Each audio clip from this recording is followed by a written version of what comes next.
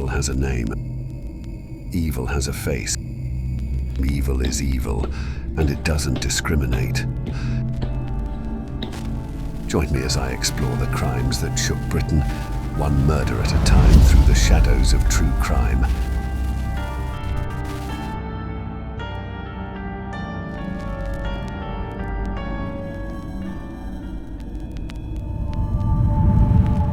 "11-year-old Alan Graham went missing while visiting his older brother and sister-in-law in Gerald Street, Benwell, Newcastle.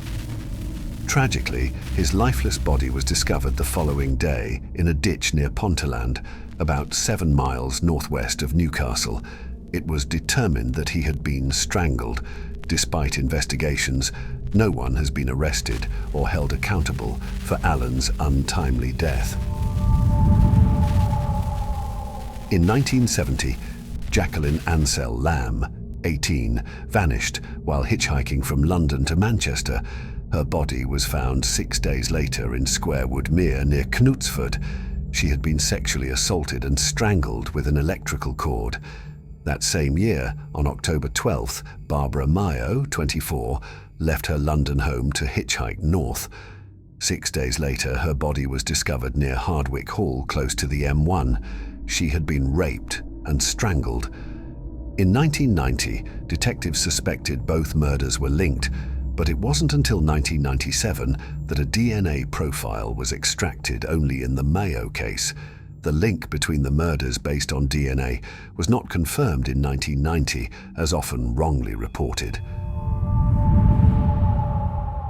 On the evening of March 10, 1970, a Norwich Union employee attended the Gala Ballroom in Norwich and boarded the final bus heading to Aylsham. Although the bus reached Marketplace in town around 11:10 p.m, the worker, Long, never reached her parents' house, just a 7-minute walk away. Her body was discovered the next morning in a secluded area known as a lover's lane. On the 50th anniversary of Long's tragic death, authorities confirmed they possessed DNA evidence from the crime, which could potentially reveal the identity of the person responsible for strangling the 18-year-old. On March 31st, 1970, 11-year-old Philip Green ventured out from his home in Sea Mills with the intention of retrieving lost golf balls at the nearby Shirehampton golf course. The following day, his severely injured body was discovered in a wooded part of the course.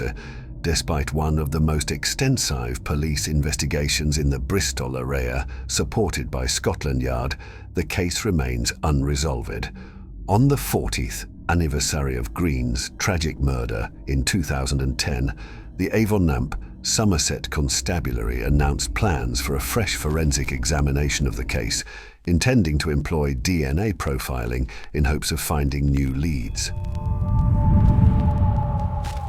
Following her departure from her husband and friends one Saturday night, Helen Cain, the 25-year-old mother of 4, suffered a severe blow to her head, likely caused by a rock paving slab or a sizable stone. This tragic incident took place while she was on her way home. Authorities questioned Angus Sinclair regarding the murder, as he resided in Edinburgh and had previously served a 6-year sentence for the killing of a young girl. However, they couldn't press charges against him due to insufficient evidence connecting him to Cain's death. Additionally, someone had provided corroboration for an alibi Sinclair had presented, further complicating the case. Now let's test your knowledge on intriguing and unsolved cases that have puzzled investigators for years.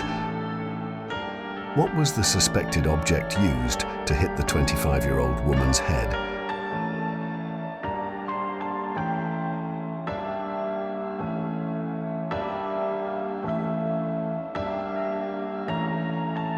When was Philip Green's body found after he went to collect lost golf balls?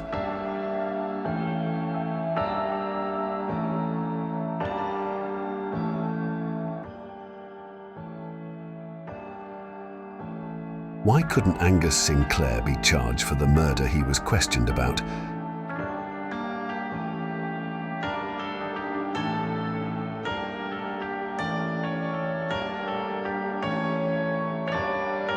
Where did Jacqueline Ansel Lamb disappear while hitchhiking?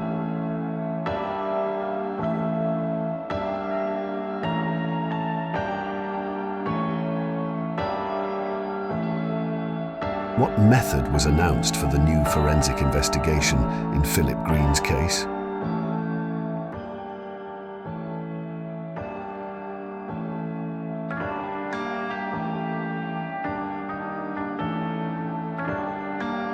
If you think you've got them right, leave your answers in comment section and join us again for another episode of A Classic Case of Murder.